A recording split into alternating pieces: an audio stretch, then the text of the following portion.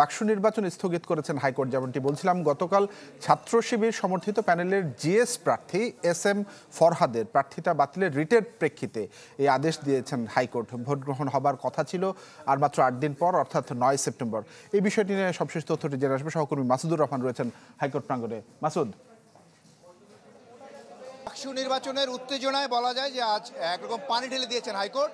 গেল কয়েকদিনের যে অব্যাহত প্রচারণা, তার প্রেক্ষিতে আজকে গতকাল একটি রিট হয়েছিল, যে রিটে বলা হয়েছিল যে ডাকসু নির্বাচনকে যে প্রার্থী জিএস প্রার্থী SM ফরহাদ, তার ক্যান্ডিডেচার বাতিল চেয়েছিলেন একজন প্রার্থী। তিনি বলেছিলেন যে তিনি নিষিদ্ধ ছাত্র সংগঠন ছাত্রলীগের একটি পদে ছিলেন, সেই পদে থাকার কারণে তার ক্যান্ডিডেচার যেন বাতিল করা হয়।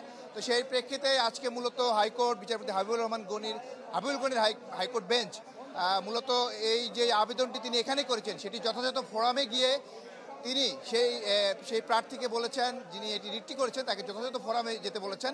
এবং একই সাথে ডাকসুর যে নির্বাচন, সেই নির্বাচনটি স্থগিত করা হয়েছে একটি নির্দিষ্ট সময়ের পর্যন্ত, এবং এর প্রেক্ষিতে ডাকসু নির্বাচন আপাতত স্থগিত হয়ে গেল। তবে যিনি ঢাকা বিশ্ববিদ্যালয়ের আইনজীবী আছেন, তিনি বলছিলেন আজকের এই আদেশের পর ওনারা এই আদেশ চ্যালেঞ্জ করে চেম্বার আদালতে যাবেন।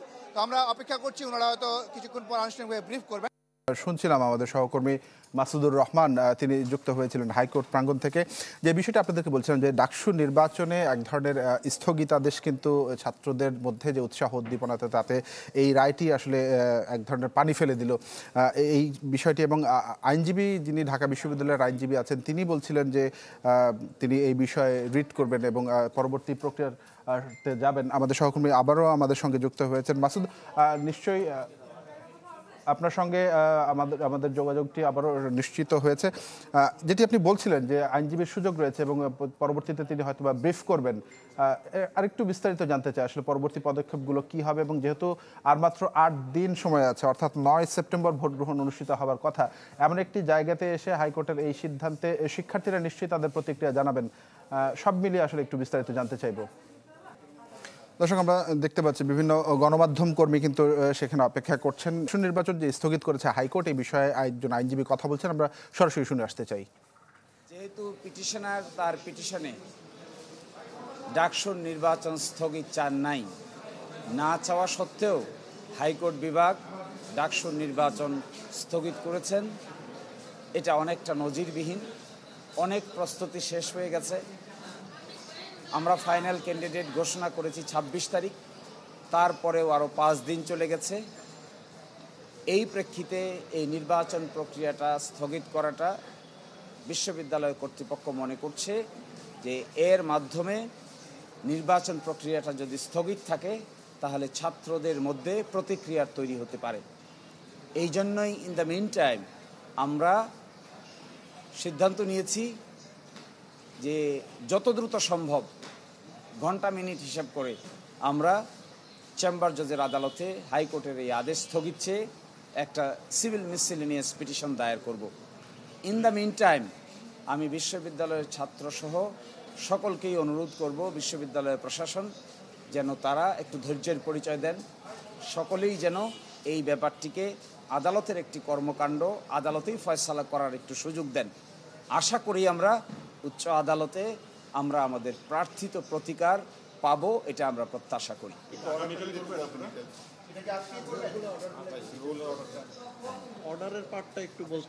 সুপ্রিম কোর্ট রুলসে যে বিধান আছে, সে বিধান আমরা খতিয়ে দেখছি এখনই।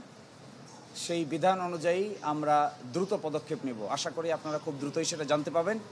ইতিমধ্যে we have started the process, এবং এই প্রসেসটা কমপ্লিট করতে যত সময় লাগবে, এই সময়ের ভিতরেই আমরা চেম্বার জজের আদালতে গিয়ে হাজির হব, কনসিডারিং ইটস ন্যাশনাল ইম্পর্টেন্স।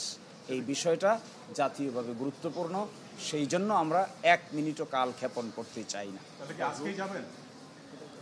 আমরা বলছি যে হাইকোর্ট সুপ্রিম কোর্ট রুলসে একটা প্রসেস আছে, এই প্রসেসটা যদি সম্পন্ন করতে পারি তাহলে যাব, যদি সম্পন্ন করতে সে একটু সময় লাগে তাহলে কালকে যাব।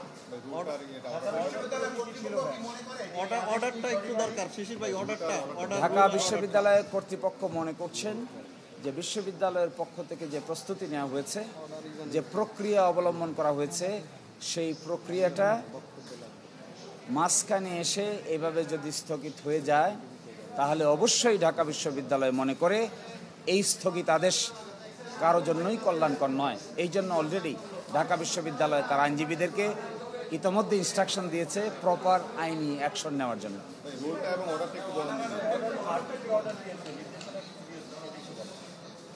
পিটিশনারের আইনজীবীর কাছ থেকে আপনারা সেটা শুনবেন।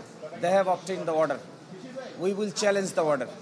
এবং মূল অর্ডারটা হলো এখানে নির্বাচন স্থগিত হয়ে যাওয়া, ইলেকশন প্রসেস স্থগিত হয়ে যাওয়া 30শে অক্টোবর পর্যন্ত। এই সময়ের মধ্যে আমরা ইমিডিয়েট অ্যাকশন নিব।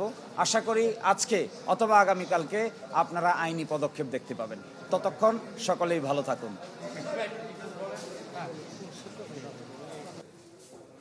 দর্শক, আমরা আইনজীবী শিশির মনিরের বক্তব্য শুনছিলাম। তিনি আসলে বলছিলেন বিষয়টি এমন অবস্থায় এসে আসলে হাইকোর্ট স্থগিতাদেশ দিলেন যখন আসলে একেবারে নির্বাচন সংকটাপন্ন, এবং এটিতে আসলে ছাত্রদের মধ্যে এক ধরনের প্রতিক্রিয়া বা তাদের একটি খারাপ লাগার জায়গা তৈরি হতে পারে। এবং তিনি বলেছেন যে খুব দ্রুততার সময়ের মধ্যেই আসলে একটি পিটিশন দায়েরের মাধ্যমে তারা এই বিষয়টি সুরাহা করার চেষ্টা করবেন।